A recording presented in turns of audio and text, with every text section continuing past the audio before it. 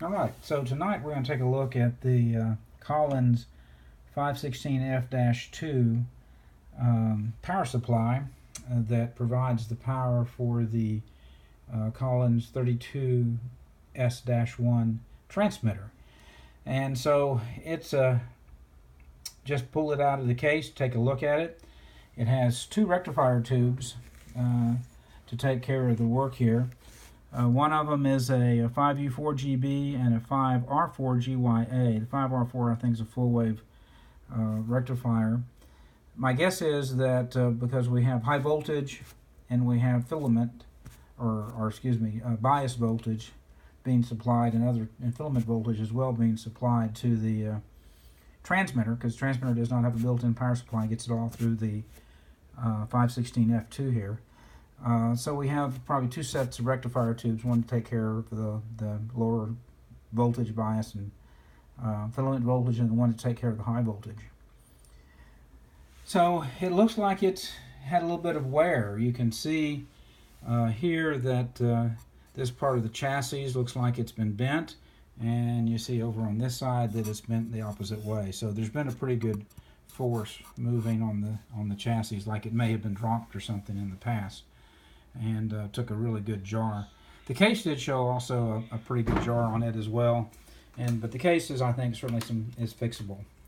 It doesn't look like, from what I can tell, there's been any mods made. These look like, I think, all the standard fresh from the factory capacitors that you have.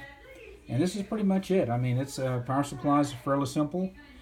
Really three, four maybe big heavy transformers on there, and a lot of capacitors, a few resistors, takes care of it. We've got two cords. We have the power cord, which looks like to be the original grade power cord. It's a little frayed down in this area as it comes into the chassis here. I've checked all this also to make sure there's no residual voltage left on these capacitors. They're long since discharged.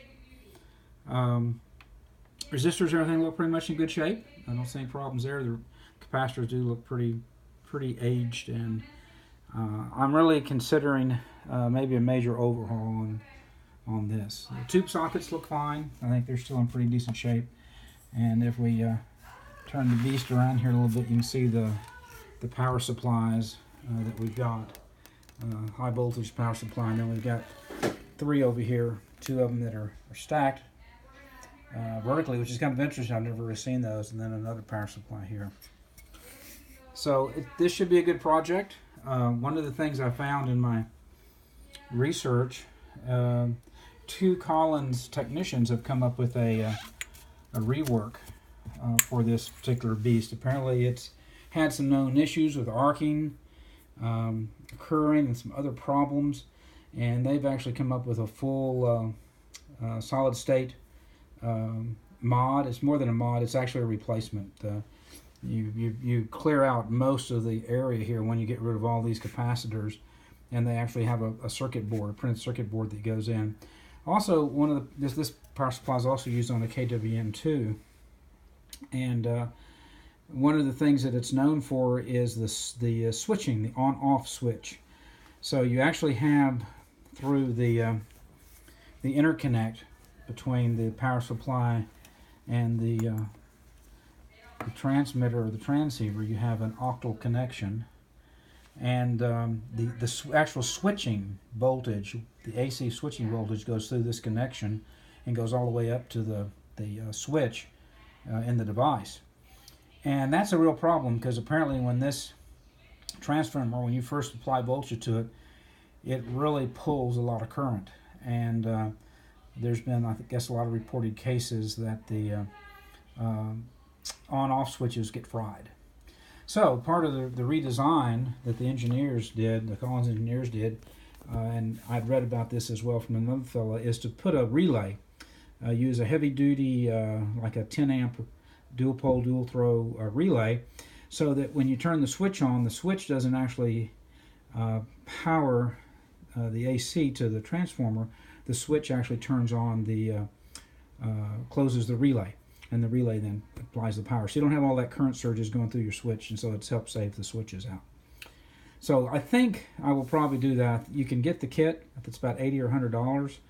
It includes all the printed circuit board, all the new capacitors, and all the instructions to do the rewind, the heavy duty relays as well, and it's all engineered.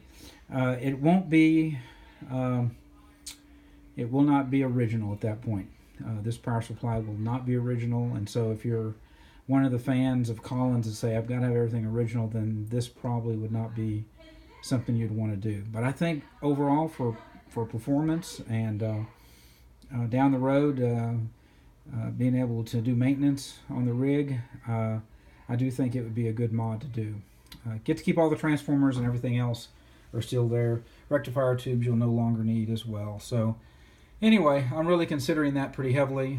I understand, to the aficionados what that means, but I think my main concern is I want to run the rig correctly, right voltages. I don't need the extra